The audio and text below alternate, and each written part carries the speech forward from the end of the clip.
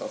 We'll begin. I think it's an amazing topic. Probably one of the most important topics that I could say for all beginners is reincarnation. It gives you a understanding on like spirituality that you've never heard of before. And not only that, we're going to speak about today. Mostly, we're going to speak a lot about secular sources, and that's going to give you like the proof that a lot of people need. That not only will you come out like knowing that there's another world, but you'll also come out, like feeling it's real. B'ezrat Hashem, that is the goal. This will also answer many questions that people have. How come this person is born to a rich family? How come this person is born to a poor family? How come this person is born good looking and this person is not so good looking? How come this one is born, they could eat one cupcake and they gain 600 pounds, and another one could eat all the cupcakes and they get skinnier, right? So this will answer a lot of those questions. So to begin, we'll have to speak about the process of what happens after someone dies, and while it's interesting because you have people that learn Torah all their lives, and no one's really familiar with this process. Right? It's more on the Kabbalistic side. There are some things that we're going to speak about, probably not today, but maybe next time I speak about this topic, we will continue it, will be things that you might not understand it, but I'm going to try to simplify it, that you'll be able to understand it clearly, even if you had zero background on any of this. So, what happens when a person dies, right? So we know that there's a soul inside, and then there's the body.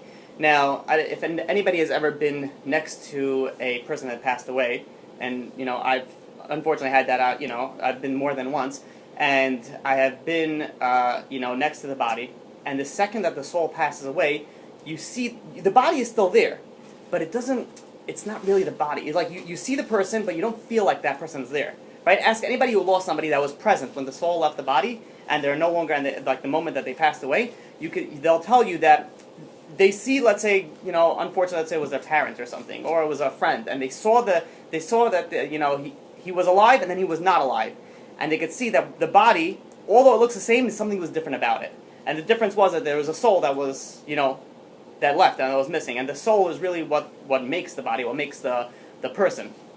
So when a person dies, the first thing that happens is, first of all, the soul leaves the body, and the soul floats above the body, right? And if you go into anybody that has, let's say, a near-death experience, you'll see they'll speak about similar, which one day we'll have to do that. You'll see a similar idea behind that, is that they see their body while they're floating. They could be in an accident or something like that, and they pass away, and they see everything that's going on. People that had near-death experience, which means is that they died and they came back to life.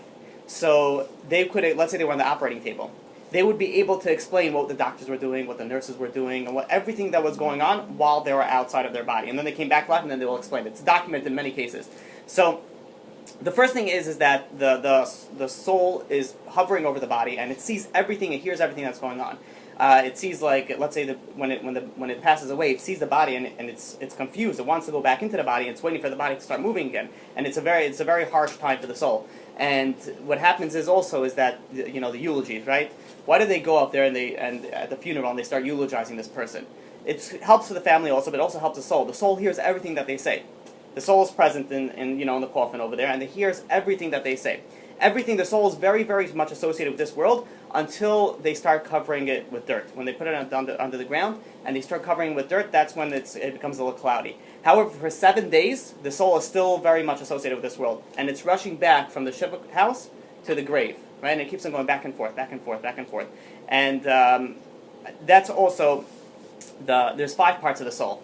Try to simplify it without going into all the names. The lowest part, which is called the nefesh, is the one that stays in the body. It stays in the body even when the person passes away. It stays until the body completely decomposes.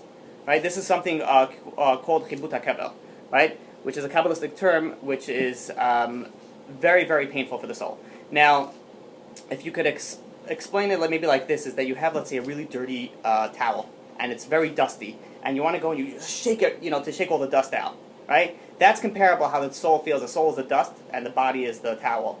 They shake the body until the soul comes out, right? And it's very painful for the people that were very attached to the physical world.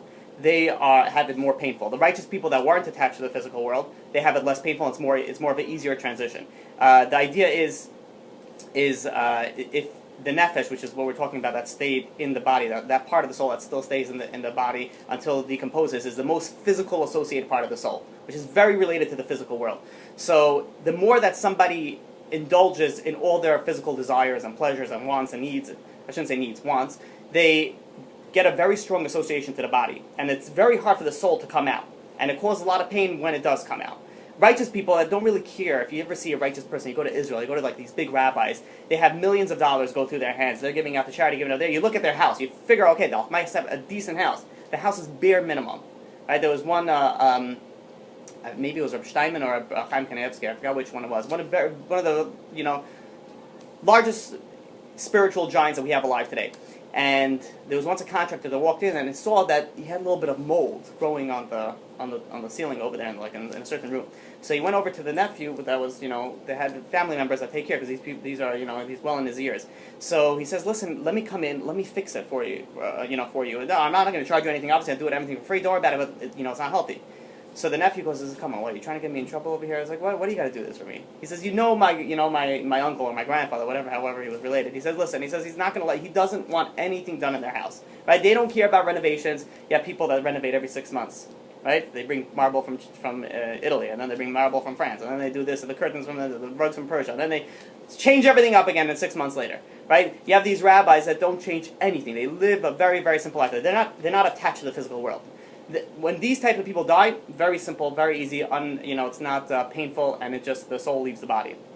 Now, there is ways to get out, even if somebody, the Kabbalah says, the Kabbalistic speak about that, if somebody, let's say, dies on Friday afternoon, and he lived in the land of Israel, then he had this painful process, because Shabbat is so close, Shabbat and the land of Israel, it avoids the harshness and the painfulness of this soul being removed from the body. So the Kabbalists also say that even, let's say somebody lives in America, can they be spared from all this hardship? And the answer is yes. There are certain things that they could do. Number one is people that give charity. People that give charity get saved from this chibut hakebel. Next thing is people that listen to rebuke. Now, listen to rebuke is, you see, there's criticism and then there's rebuke. And, criticism is people just get, I don't like the way you're breathing, or like things that not associated with anything. Rebuke is, let's say you have two speakers. You have one guy that's going to speak about really strict stuff. He's going to speak about reward and punishment. He's going to speak about hell. He's going to speak about if you sin, this is what's going to happen to you. And then you have another speaker which is going to crack jokes and just whatever, wing through the entire speech. And you'd be like, well, this is more enjoyable. That's not somebody who loves rebuke. Somebody who loves rebuke is going to say, no, give me the hard stuff. Give me the stuff that I need to hear. It's like going to the doctor and you have, some sort of pain anywhere.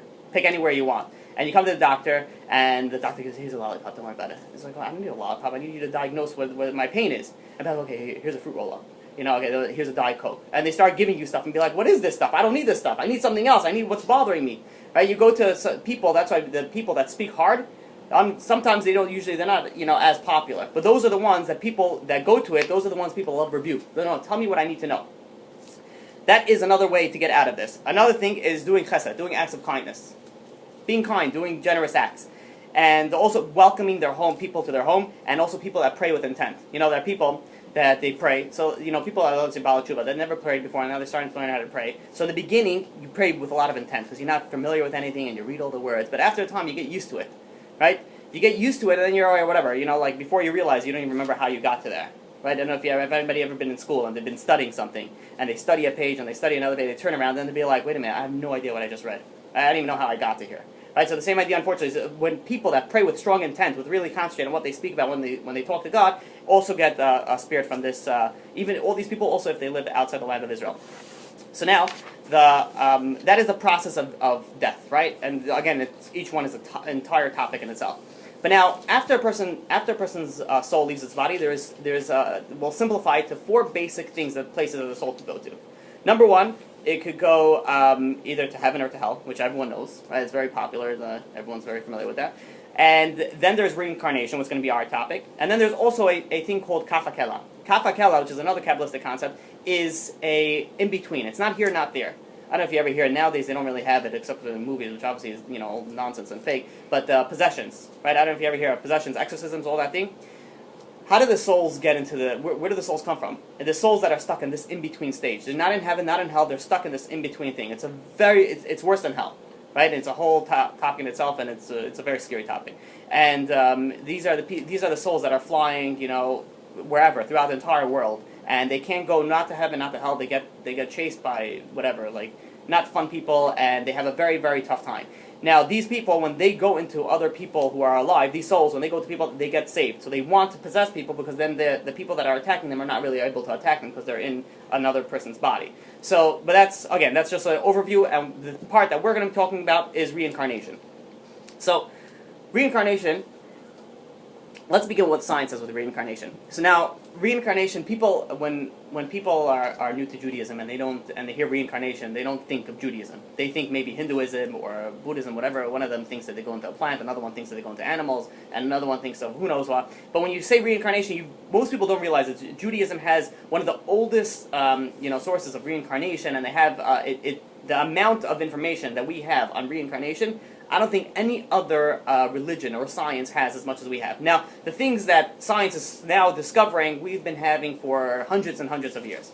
Right? In the time of the Arizal came, which was about 500 years ago, he revealed a lot of secrets that were hidden until his time about reincarnation, which we're going to go speak also about his work. So, which is called Shala Gilgul. And so now let's speak first about science. What does science say about reincarnation? Right? So there was a person by the name of Dr. Ian Stevenson, right, who was born in 1918, died in 2007. He was a psychiatrist. He was actually the department head of psychiatry in the University of Virginia School of Medicine. I'm trying to give you all the details so you could go search it up. I'm not making this up. This is all real. Now, what he decided to study in reincarnation is he focused a big part of his study on children. He wanted to speak, why specifically children? Because children usually don't make up stuff that they don't know this stuff. You talk about little kids, they're not going to start making up things about past lives that they don't even know. So that's like a really, otherwise you have actors and you have actresses that pretend that they were here before, and they pretend they're possessed, and they pretend all these things. He says children are innocent. Children are, things that they're not, so he says so he picked on those. And he found 6 things that all his cases I'm going to present to you, and then I'm going to say some stories of his case that he brought in his cases and others. So he found some common patterns.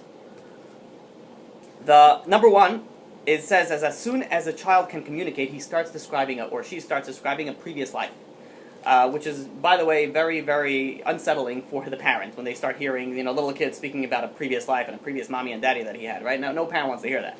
But the first of all, the child starts declaring that this is not his name. They're calling him, Jimmy. He's like, oh, my name is not Jimmy.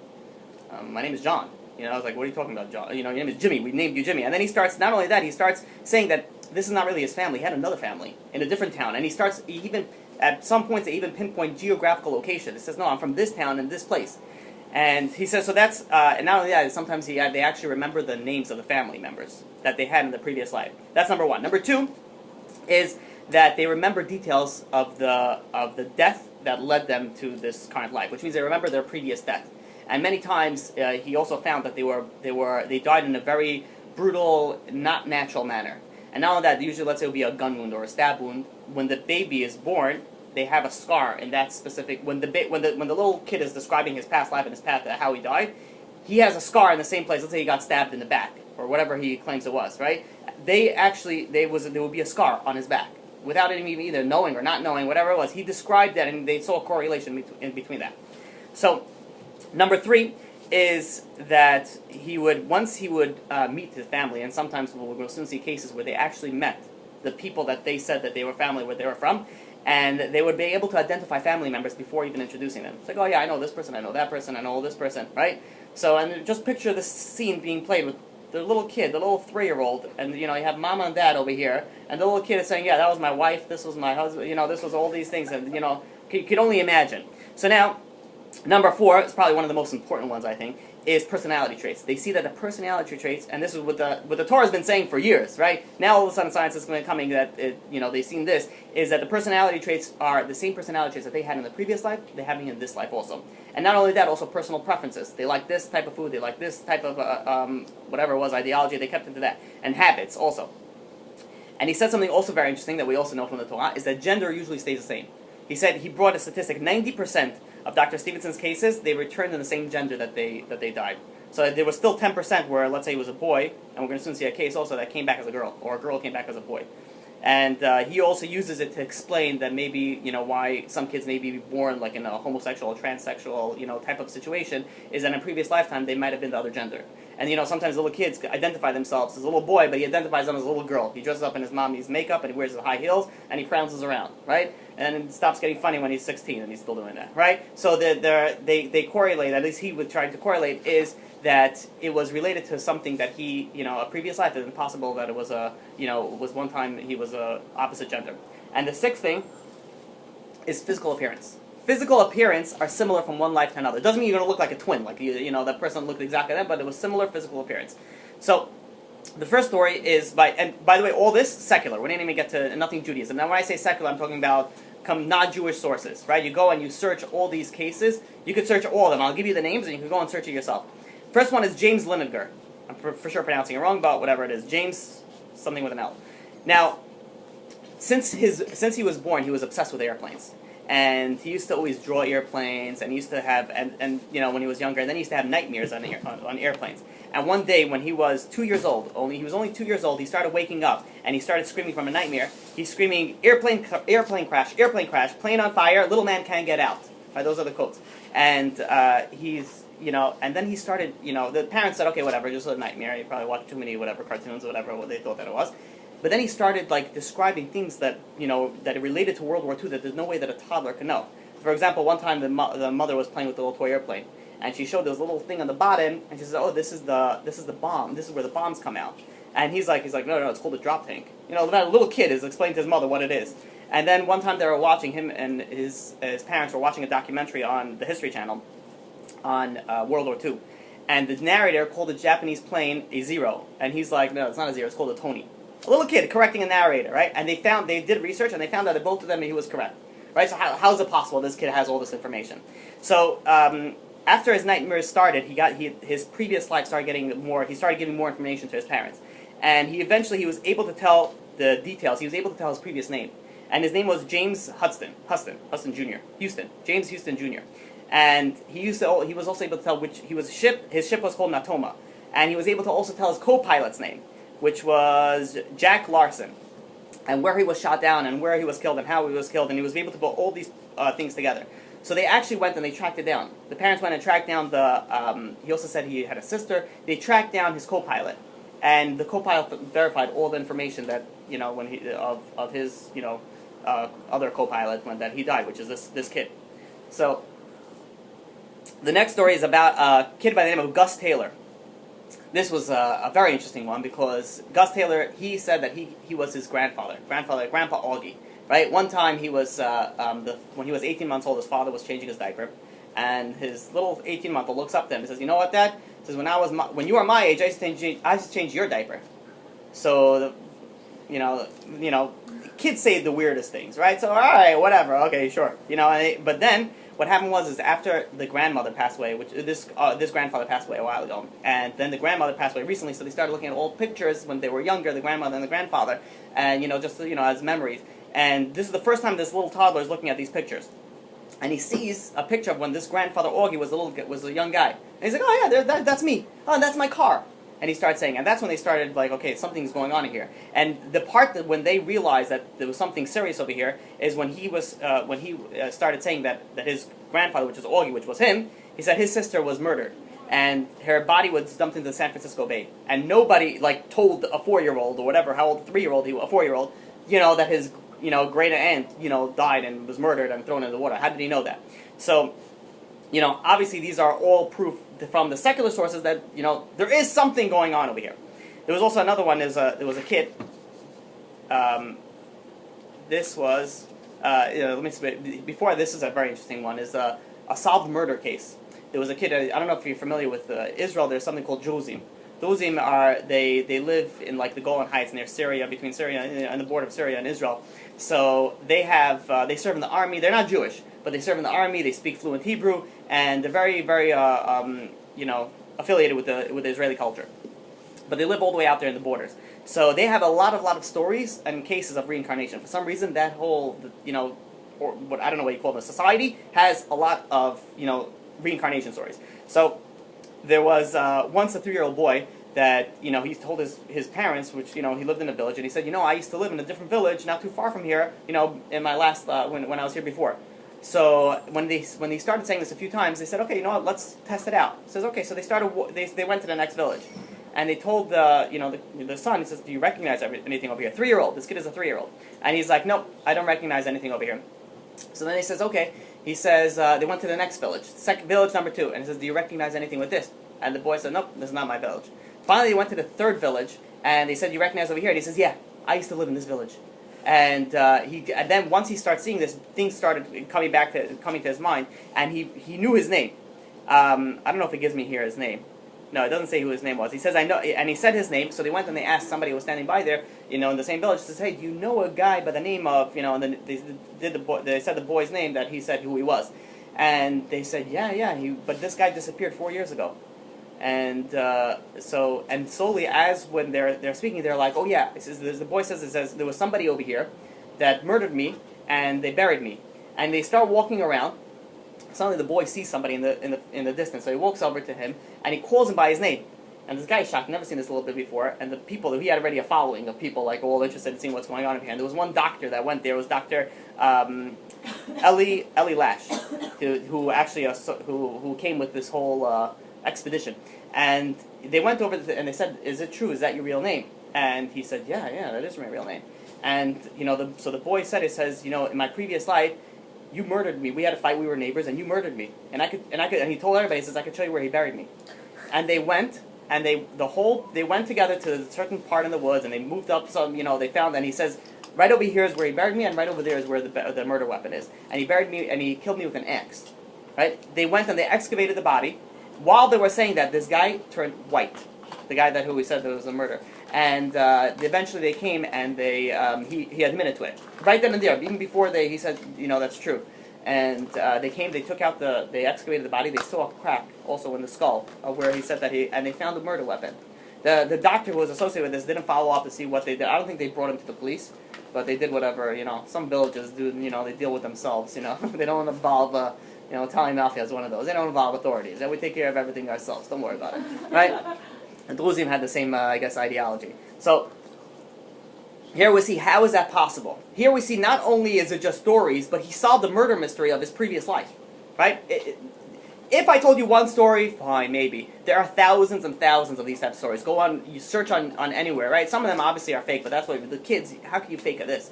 So there's another one, this is an interesting one. This is a little girl who was 5 years old by the name of Nicola Nicola. And she, one time when she was 2, she used to play with it, and she said she used to always play with her invisible dog by the name of Muff. And eventually she goes over to her mother, and she's like, Mommy, she says, how come I'm not a boy like I used to be? And her mother's like, what? And she's like, yeah, when I remember my old mommy, her name used to be Mrs. Benson. And he says the town where she says the town where he grew up in. And, she got really nervous about that. And she started, first, obviously, the story always starts the same. The parents ignore it, but eventually when it keeps some consistency, they start looking into it. They went and they looked into it, and she said, okay, and she said where she lived. They went to the place where she said she lived. Nobody, the house, nobody named Mrs. or Mr. Benson lived there. And they were gonna, turn back and be like, obviously, she must have dreamt something. But they know what they started, let's go look at the church registry archives, to see maybe there is something in history. They went and they saw that on July 25th, 1875, there was the John Henry Benson was born to Mr. and Mrs. Thomas Benson. And this little girl, before, she used to say, like, one time they saw a thing on TV about a railroad, accident. And whenever she saw that, she got into an extreme panic attack, and it took a very long time for the parents to calm her down. So she said that last time I died by a train accident, and they went and they found in the archives this John Henry Benson, which was who she was a reincarnation of, was born to Mr. and Mrs. Thomas Benson in 1875. At the age of 5, the father used to work at a railroad. And he also warned his son, he says, don't play near the tracks. And he eventually one time played near the tracks, and he got killed when he was 5 years old in 1875 from a train accident. So here, this was over 100, this story came out about 1980s. So you're talking about 100 years that it was elapsed. between when the kid died originally and when the kid came back again. So again, these are another proof that we have over here. All these, please check up all the sources. Let's go for one more. This is an interesting one. So, first of all, let me explain that the sources that I'm giving now, the scientific proof, right? So scientific evidence is very interesting because scientific evidence usually goes on what you can see, what you can feel, right? Let's say there's a medicine in here, I drink it, I feel better. How many cases are going to come out like that, right? So they could see it and they could test what the effect of the chemicals have on the body, and they do all these certain types of tests. Over here, they haven't found a way yet to see a soul, or to know when a soul leaves to another. So what they way that the scientific evidence that's going over here is by case basis, and they see there's so many cases that are coming up, and there's some. By the way, lately this has been becoming like a hot topic in the scientific world. Right? In the past, I'd say probably 50 years, it became more interesting. So listen to this one. It was also by a psychiatrist.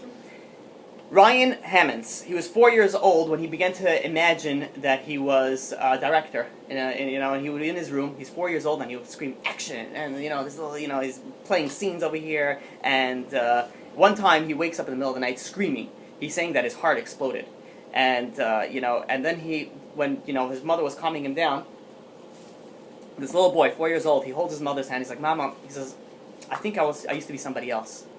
And she's like, she actually took it right away to be like, okay, well, something's going on over here. And he says, "I remember a big white house and a big swimming pool, and it was in Hollywood." And he lived in Oklahoma, right? And he pictured this entire and then he says, "I had 3 sons, and I can't remember their names." It's a 4-year-old boy telling his mother that he used to live in a different place in the country. He had 3 sons, and he's crying because he can't remember his son's name. And he says, "Mom, why can't I remember my son's name?"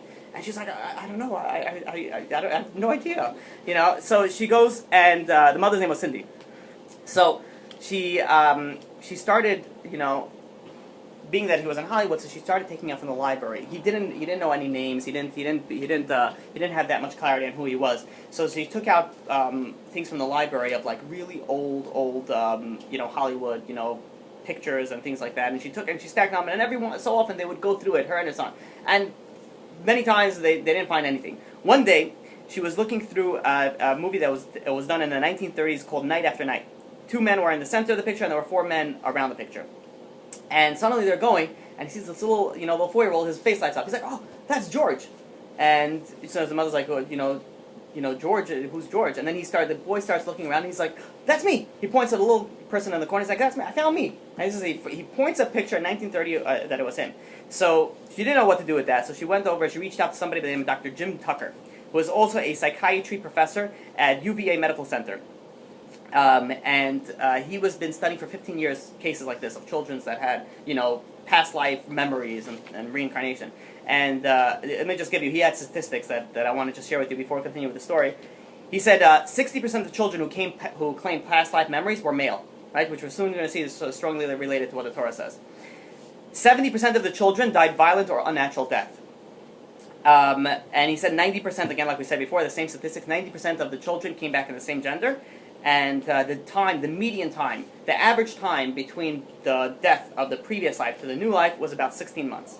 And so he goes, and this guy, Dr. Tucker, he looked at all over these. He actually wrote a book called Return to Life. And he detailed, and he's like, look, he says it's hard to prove these types of things, but when you have so many cases, it begins the question of what's going on over here, right? Scientists don't like to believe heebie-jeebie stuff, right? Those type of scientists are the weird ones that are locked in the basement and usually, eventually end up going to locked up in a psychiatry place and usually stay over there. But the respectable scientists usually do not, deal with the paranormal. So this scientist, this psychiatrist, this doctor, he's like, listen, there's so many cases, there must be something that's going on. And he went on to prove, and this you could, we're not going to go into this, but you could search it up, that quantum physics indicates that our physical world may grow out of our consciousness, and they could prove that somehow from there is reincarnation through scientific evidence, right? Through actual what goes on afterwards. So Cindy went and she reached out to this guy, Dr. Tucker, and this to try to identify what's going on. She sent him the picture of who she said it was George, and Dr. Tucker went and he sent it over to some specialist who knew all the old movies and all the somebody who was very, very well versed in all this. I guess that's his specialty, and he he said that that guy's name was George. His name was George Raft, and they said, who is the name of the other actor? And it took him a long time to find that other actor that he pointed. The little kid pointed and said, "This is me." And they turned out, he said this guy, his name was Martin, right? One with a I, one with a Y. I don't know why the parental name is the same kid, the same as the last name, but his name was Martin. But he didn't. This doctor didn't share this information with the family. He came to visit them a few weeks later, without telling anything, and he took out 4 pictures of women, and 3 of them were random, and 1 of them had something to do. And he takes it to the boy, and he says, "Does any of these look familiar?" The boy looks at all 4 pictures, and he points to one and says, "Yeah, this one looks familiar." That was Martin's wife, right? The other 3 were just random pictures. So this, Martin had actually a daughter that was still alive in California, and they went and he actually, before even they went to meet him, this little boy, he used to say things about his past life. He said he was an agent, and he used to deal with people that have fake names, which again, they use stage names, and he used to be, and then he said he used to dance, and they verified all this information with with his daughter, which was, elderly woman at that time, and she said, yeah, he used to be a Broadway dancer, and he used to be an agent for Hollywood. He used to, work with actors to give them gigs. So, and not only that, he said that his old address had a rock in it. And his old address, the daughter confirmed, was 825 North Roxbury Road, right? So he gave all this information. It's very interesting, this specific case. When he met the daughter, it didn't go well. He met the daughter. The second that he met the daughter, he ran behind his mother. And he's like, something changed with her. I don't like this. Something changed with her. Energy. He said, and it didn't go well. And he's like, I want to keep this family. He told his mother. And the doctor, which is a psychiatrist, says sometimes this happens when they have all these thoughts and all these dreams and all these reoccurring things. When they actually meet the people, or when they actually delve into it, that usually it subsides and it goes away and they can live a normal life. That's why we're going to soon speak about something called regression therapy or hypnotherapy. I don't know if you're familiar with this. Hypnotherapy is where they'll put you under hypnosis, and I don't know if you ever heard about this, but let's say somebody was in a robbery or something, and they're so panicked they had no idea what's going on. So what they'll do is that they'll hypnotize the person, because everything goes into the person's, even though they're, right, you drove here, your mind took in so much information. How many trees you passed, how many cars you passed, how many blue cars you passed, how many lights you passed. Everything takes in, but the mind, well, the way it works is it puts it on the side, because if we have all this information, you'll become little Rain Man, right? Your whole, you ever seen, they once put out a clip of how autistic kids feel, and they see, like, they hear sounds that people don't hear, and they see things that people don't see, and there's so much information, it looks like they're acting crazy, and they look like they're not acting normal, but really it's just so much information that's going on in them, they don't know how to deal with it, and that's why you hear them sometimes, they start screaming, and they start closing their ears, they start running to a corner, and they have so much overflow of information. So all this information goes in, our body, the way that it's supposed to do is it takes all the stuff that it thinks it's nonsense, and it throws it away in the recycling bin, but you can always retrieve it. So what they do is that they, in hypnotherapy, they bring the person back under hypnosis, and they say, okay, tell me what you saw in this and this thing, right? Let's say there was a bank robbery. They said, and they could bring them back, and they could, even if they didn't look at the license plate, they'll be able to figure out what the license plate was if they were just looking in the same vicinity, right? Because everything is registered in the brain. So I don't know how I got to that from here. All right, whatever it is, but we're going to speak about it soon, so it's a good thing that you know about that. So now there was another very interesting story. There was a person by the name of Dr. Brian Weiss, who wrote a book called Many Lives, Many Masters, about reincarnation. He was a psychiatrist, and he was a chief of psychiatry. Now, when I say not all of these cases, I don't know if you realize, they're not just somebody who just graduated medical school and calls himself a doctor and he starts writing books, right? About 2 or 3 of these people were the chief psychiatrists, right? The chief psychiatrist means that you have a bunch of psychiatrists in the hospital, and then you have one guy who's in charge of all of them, right? You have a chief anesthesiologist, you have a chief psychiatrist, you have a chief of everything, right? So we're talking about right now the big ones, right? I'm not talking about somebody who decided they want to write a book because they have a few dreams. So this was a story about a woman by the name of Catherine. He brings so much information, right? Which is, it's useless to bring all that information in. But if you do read the book, you'll read about everything about her, But I'll tell you the things that you need to know. Otherwise, we'll be stuck on the story for 20 minutes. So this was a story about Catherine, who came from a Catholic family in Massachusetts. She had a younger brother, older brother, 3 years older than her, that had the freedom that she never had, that she always wished that she had. Then she had a younger sister that was both parents' favorite. And this is how she grew up. Now, the part that made her seek psychiatric help was she had extreme phobias. She was scared of water. She was scared of choking. She was scared of the dark. She was scared of she couldn't take pills. She was scared of dying. She had very weird phobias, and so much so is that in order to, she couldn't sleep at night. The way that she used to go to sleep is she used to sleep in a walk-in closet in her apartment, and even that, it would take her 2 to 3 hours of insomnia, which she wouldn't be able to sleep. And finally, she fell asleep, and then she woke up again. She suffered a lot, and so it took her a while. He goes through a whole thing how she didn't want to come to him, but at the end of the day, she came to this psychiatrist, Dr. Weiss, and she tells her all her problems, and he's confident that he could help her. So usually what they do is they'll give mild anxiety medication or something for depression, so sort of just to relax the symptoms so they could, talk on a conversational level. But he said, ordinarily, and this is something very important, that most doctors usually don't do that, when you give somebody antidepressant doesn't fix the problem. It masks the cause, which means there's problems and there's root of the problems. So someone has a headache, so you take some Tylenol, it takes the headache away. But now, why did you get the headache? There's a reason why your body is fighting over infection. It's doing something. A headache, when someone gets, let's say, fever. Fever means that the body's fighting off infection, which is a good thing. You take the Tylenol, whatever it is, the fever goes down, but now the body, there's an infection brewing in there, right? So if you really want to get rid of the thing, you kill the infection, and then the headache and the fever is going to go away.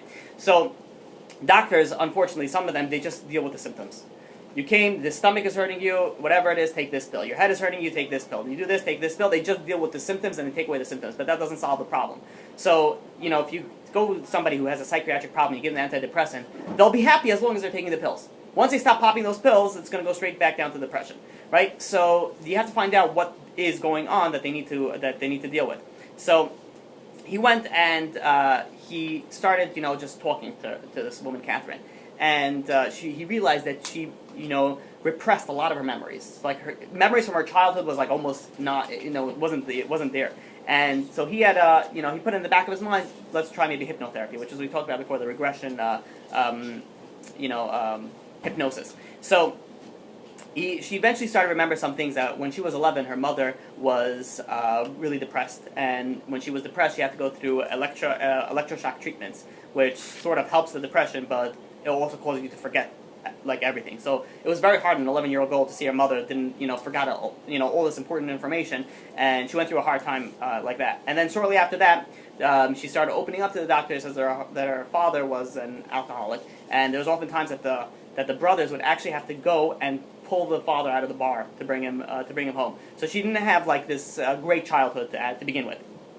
Now, she, after about a year and a half of them going through traditional psychotherapy, talking back and forth, trying to figure out the problem, they haven't gone anywhere. They even tried to, first he tried hypnotherapy, and he says, okay, and she started telling information that, she almost drowned when she was 6, when she was 3 her father abused her, and she gave this information that she didn't even remember. And he thought, okay, good, now that usually the way it works in all these therapies is once you deal with that, and once you open up, and once you speak about it, it's sort of the bad dreams, the fears, they go away. They slowly go away. That's what it helps to speak about. And that's why the psychologists, they try to bring it out, and once you bring it out, it sort of clears off the problems that manifested in that fear or phobia. So he said, okay, great, now we're getting some progress. But he said after she came up with that, it got much worse. And he's like, okay, something's going on over here. She, she had nightmares about drowning, cars falling over bridges, terrible, terrible nightmares. So he says something is off over here. So he says he brought her back under hypnotherapy, and he says, tell me for when this problem started. Basically, he says, bring me to the root of the problem when you started having the fear of water. So he brought her back, and she described to him a time that was 1,000 years before they were alive at that time. 1,000 years ago. She said she lived in a certain village. And the village there was a tidal wave. There was a huge flood over there, and she drowned by water. And she said the most provoking memory that she has is her little baby that was pulled away from her during the flood, and then she died choking on water. After she came up out of that therapy session, there was a huge improvement. She came up with that, and she stopped being afraid of certain things. And he kept on bringing her back, and this particular woman, he brought her, and she had different lives, not just one. she used to describe different lives. And one time she came in like a rusty voice, and she started saying like philosophical statements, you know. And then every time, the way that he used to do the doctor is he said he brought her to the day of death of when she died in the previous life, and she says, describe to me what happened. And he noticed that there's also a scientific study called the NDE, which is near death, like a near death experience. So they saw that what she said, what happens after she died in that previous life, happens in the same things that people say that happens in near death experience. She came out of the body, she was floating, she saw the light, you know, all those, that whole typical thing. And then while under one, this is the craziest part. So this Dr. Weiss happened to be a secular Jew, Jewish, but like had nothing to do with religion. So one day, like unprovoked, which means he didn't ask her anything. He didn't ask her for any information, and she just came up and she said, you know, your father says, she says, oh, your father and your son is here. She's speaking in this like trance, and he says, your father you'll know that he's your father because his name is Avraham, and you also know his death was due to his heart. And then she says your son's heart was also important because it was wired backwards like a chicken. And your son wanted to show you that medicine only goes so far. That was like the end of the quote. And Dr. Weiss was speechless. First of all, his father passed away before she came to therapy. His son passed away before she came to therapy. How did she know this information? And not only that, her father died from some sort of heart problem. And the little kid, he had a little son that was born, died 23 years after he was born, 23 days, after he was born, because the arteries, the veins to his heart were going the wrong way. It was as if it was backwards, the heart, and the medicine couldn't save it. And Dr. Weiss, when he was a big, chief of psychiatry, he realized that medicine can only go so far. And the weirdest part is that she called him by the Jewish name Avraham. And he says, first of all, she's a Roman Catholic. Right? They can't say Avraham. They'll be they can't pronounce certain words. It's like, how do they pronounce it perfectly? And not only that, she also, that wasn't what people called him. People called him Alvin or Reds by his nickname. Nobody called him Avraham or Abraham even. So how did she know that? And so this is like another part where, and this is the scariest part, what she said. And then she said, while still in the same trance, she stated that the death satisfied his parents' death. He's talking about his own son. She's talking about his son that died when he was 23 days old. It says that the death satisfied the parents' death. And then she goes on, I'm quoting, she says, we have debts that we must be paid, said Catherine. And if we have not paid it out, these debts, we must take them into another life. Right?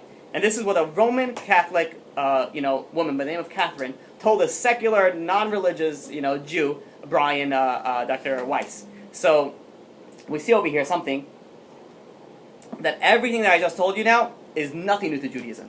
Now, recently, this is pretty recent to the secular world, but it's something that Judaism has been speaking about for plenty and plenty of time. I'm sorry, what does it mean it satisfied the parents? Okay, so that sounds crooked. Yeah, so the thing is that generally kids do not suffer for parents' sins, but there are exceptions to the rule. However, little kids can die or get suffering based on their parents' sins when they're still little. Because when they're still little, they're considered like part of the parents' property. You can't call them property, but I'm saying that they're in that same category. So if a parent does, certain sins, that can manifest in children, right? When they get older, generally not. Once they get older, the only time that they would actually get punished for their parents' sins is if they continued in the sin that the parents went in. Right? But generally speaking, every person for themselves in that current lifetime, unless they're a little kid. So over here, you see, and I don't think she knew anything when she was talking about this. This is a Kabbalistic concept that, that little kids can die or get punished for things that the parents did. So here, she said that that it satisfied the parents' debt, right? Which obviously is a very big debt that they had to pay if they had to, if it was a life of a little baby. So the Baal Shem Tov, now we could say a little bit of a Jewish story. So even though then we're gonna just to the same idea on satisfying debt, we're gonna go on to explain on why when someone passes away and they have to come back to this world, there's a reason why they have to come back to this world, right? That's the whole purpose of what we're going to be going to, is going to be going to that final thing of why we're back here and why we're here. And by the way, the Kabbalah said, the biggest Kabbalah, Arizal said that most people nowadays in the world have all been here before, right? So take that home, think about that, right? However, women is a different category. We're going to speak about that at the end of the reincarnation, probably the third class of reincarnation. This is going to be about 3 classes. Women is in a different category, so which is very interesting. So now there's a Jewish story about a really famous Hasidic master by the name of the Baal Shem Tov, right? Lived 200-300 years ago, And he went to a student once, which was a big rabbi, and he sent him to a certain, you're talking about like, like you have the biggest Kabbalist nowadays, times that by 1,000, and that's where you're talking about maybe his level, right? Talking about somebody who could look at you and could tell you what you are in the previous life. So he goes and he tells his student, the Maggid Mizrich, and he tells him, he says, listen, go to this certain stream, and there's a certain tree, I want you to climb out the tree and just observe. So if you're a good student, when the rabbi, such a big spiritual rabbi, tells you that, you march and you go. And he climbed up the tree and he sat and he watched. And he stayed there for a short while. And suddenly there was, a soldier that came. A soldier that came. He was exhausted. He had a few bags down. He went off his horse. He put down the bags. He drank a little bit from the water, washed himself, and took a little nap. He wakes up from the nap and he goes back on the horse and he travels away, not realizing that he left a bag over there. And that bag happened to be a bag of money. Comes this little kid, skipping along, sees his bag, picks it up, and just keeps on skipping along. About 5 minutes later, an old man comes, exhausted from his travels, walking, poor, ragged clothes. He washes his face, and he lays down for a nap. And in the old days, apparently they used to sleep outside. So, without tents, right? No running water, there's no shower, they sleep on straw and whatever they had. So, when he's still sleeping, the soldier, which left some time ago, realized that he left his money. So he runs back, and he sees there's an old man sleeping there. So he starts searching all over the area for the bag of money. He sees that it's not there. So he starts kicking the old man, waking him up. He says, "Bring me my money." The old man says, "What are you talking about, money? I don't have your money." And he's like, "No, I know that you have my, I know that you have my money." He says, and he started beating him up. He started beating this old man up. And the old man says, "I don't have anything." After a while, he gave up. This old man was bruised and who knows what. And the soldier went away. The bruised old man went and kept on going on his way. So now, he looks at this whole story, and he's confused, the student, there was also a big rabbi, and he goes back to the Baal Shem Tov, the rabbi, and he says, I saw what happened, and he explains to him, this came, and this guy came, and all the story, he explained over to him, he says, well, what's going on? What happened over here? And he says the soldier and the boy lived in a previous life. In a previous life, the soldier took money that was really this boy's soul. He had to come back to return it. The exact amount that was in that bag that the boy found was the amount that he took away illegally in a previous life. So the rabbi says, so what happened to the old man? Why does the old man get punished? So he said that old man was a judge who incorrectly, gave the verdict to the wrong person. He says everybody comes back to pay their debts, right? We're here for a reason. We're here for a purpose. We're here for not just to have fun, right? Not to party so tomorrow eat, drink, be merry, for tomorrow you may die. It's the stupidest thing that I've ever heard. I can't. What type of life is that? Yeah, why don't you go jump off a plane, or jump off a bridge holding on by a string because, hey, you only live once. Yes, that's why you shouldn't do it, because you only live once. Why are you jumping off it? I don't know, whatever. Talk about secular mentality. Anyways, so we do have a few minutes, right? I don't know, what time is you don't know. Okay. All right, we'll see when she comes. So, Dr. Weiss wrote a book also called Only Love is Real. And there's a story over there called The Story of Soulmates Reunited. And he was also a psychiatrist, and he writes about a story where he has two separate patients that shared a previous life, but they don't know about it. And he didn't even realize up to a certain point. So what happened was there was a woman by the name of Elizabeth, and there was a guy by the name of Pedro.